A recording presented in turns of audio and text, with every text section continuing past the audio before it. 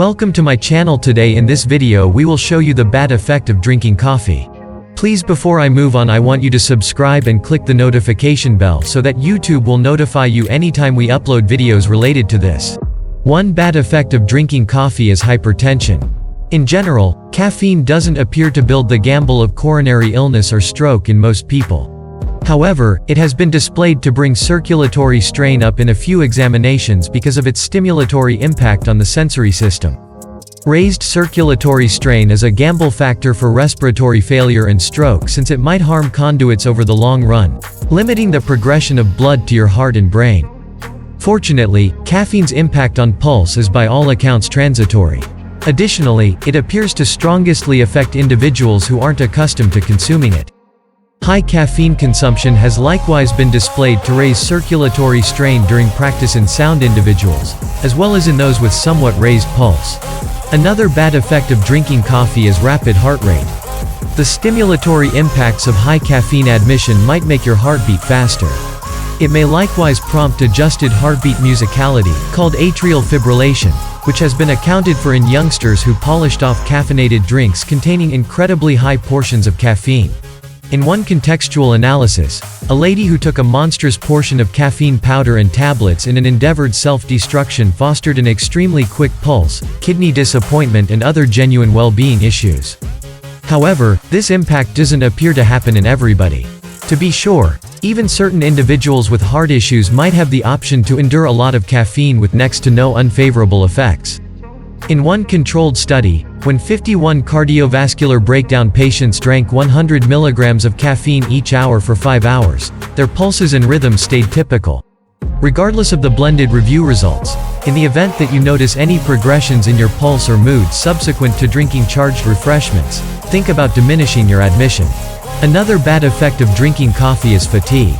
Espresso, tea and other juiced refreshments are known to help energy levels. However, they can likewise have the contrary impact by prompting bounce-back weakness after the caffeine leaves your system.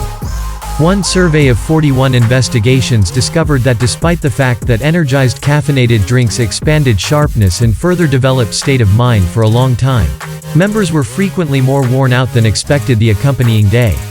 Of course, assuming you keep on drinking bunches of caffeine over the course of the day, you can stay away from the bounce-back impact. Then again, this might influence your capacity to sleep. To augment caffeine's advantages on energy and keep away from bounce-back exhaustion, consume it in moderate as opposed to high dosages. Another bad effect of drinking coffee is anxiety. Caffeine is known to build alertness. It works by obstructing the impacts of adenosine, a cerebrum compound that causes you to feel tired. Simultaneously, it sets off the arrival of adrenaline, the acute stress chemical related with expanded energy. However, at higher dosages, these impacts might turn out to be more articulated, prompting tension and nervousness. In reality, caffeine-incited uneasiness jumble is one of 4 caffeine-related conditions recorded in the Diagnostic and Statistical Manual of Mental Disorders, which is distributed by the American Psychiatric Association. Extremely high day-to-day admissions of 1,000 milligrams or more each day have been accounted for to cause apprehension, jumpiness and comparable side effects in a great many people, though even a moderate admission might prompt comparable impacts in caffeine-touchy people. Additionally, unassuming portions have been displayed to cause fast breathing and increment feelings of anxiety when drunk at a time. One review in 25 sound men found that the individuals who ingested around 300 milligrams of caffeine experienced over 2 times the pressure of the individuals who took a placebo. Interestingly, feelings of anxiety were comparable among standard and less continuous caffeine purchasers, recommending the compound might have a similar impact on feelings of anxiety whether or not you drink it constantly. Nevertheless, these outcomes are preliminary.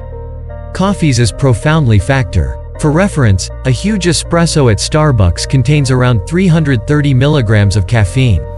If you notice that you frequently feel anxious or jumpy, it very well may be smart to take a gander at your caffeine admission and cut it back.